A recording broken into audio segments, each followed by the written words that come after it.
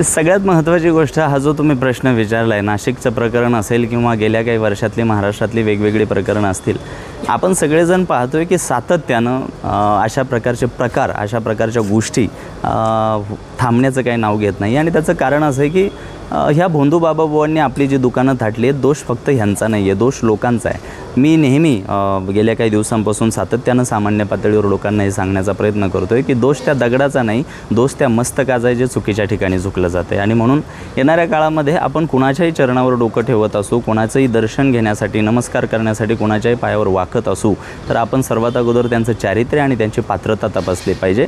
नेहमी सातत्यानं संतांच्या या भूमीमध्ये अशा प्रकारच्या बाबा भोंदू बाबांचा कल्लोळ माजणं आणि अशा पद्धतीचं पीक सातत्यानं जन्माला येणं हे कुठंतरी आपण एक उत्कृष्ट समाजव्यवस्थेचं एक अपयश म्हणावं लागेल.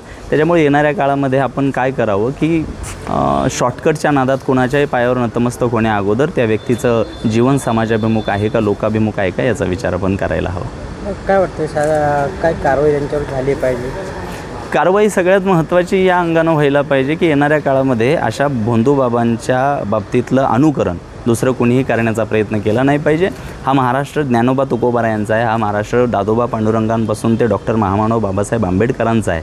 ज्या महनीय, पूजनीय, सन्माननीय व्यक्तिमत्वांनी आपलं जीवन या महाराष्ट्राची माती सुपीक करण्यामध्ये घडवलं, तर त्यांना शोभेल अशा पद्धतीचा महाराष्ट्र आपल्याला उभा करून दाखवायचा आहे. येणाऱ्या काळामध्ये अशा भोंदू बाबाबुवांचं पीक जन्माला येणार नाही याची काळजी घेण्यासाठी आपण अत्यंत डोळसपणानं, पारदर्शीपणानं विद्वत्ता आणि समाजाभिमुख कार्य असणाऱ्याच लोकांच्या पायावर डोकं टेकवलं पाहिजे. जनतेला काय आव्हान?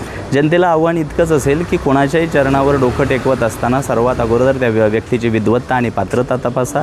कोणाच्याही चरणावर डोकं टेकवत असताना, कोणाच्याही पायावर नतमस्तक होत असताना त्या व्यक्तीचं आयुष्य समाजाभिमुख, लोकाभिमुख आहे का हे तुम्ही तपासायला हवं.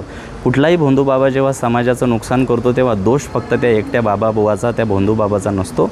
शॉर्टकटच्या नादात परिश्रम ना करून फक्त कुठल्या तरी चमत्काराची वाट पाहताना जेव्हा लोक अशा भोंदू बाबांच्या पायावर डोकं टेकवतात, तेव्हा ते सुद्धा या समाजव्यवस्थेच्या अत्यंत निरोगी व्यवस्थेला सुरुंग लावण्याचं एक कारण ठरतात. आणि म्हणून लोकांना मी एकच आवाहन करेन, येणाऱ्या काळामध्ये अत्यंत डोळसपणानं आपण चारित्र्य आणि पात्रता असलेल्याच लोकांना नेतृत्व करण्याची संधी दिली पाहिजे. महाराष्ट्रातील ताज्या घडामोडी पाहण्यासाठी आजच आपल्या News15 मराठी या चॅनलला यूट्यूबवर सबस्क्राईब करा. तसेच इंस्टाग्राम आणि ट्विटरवर फॉलो करायला विसरू नका.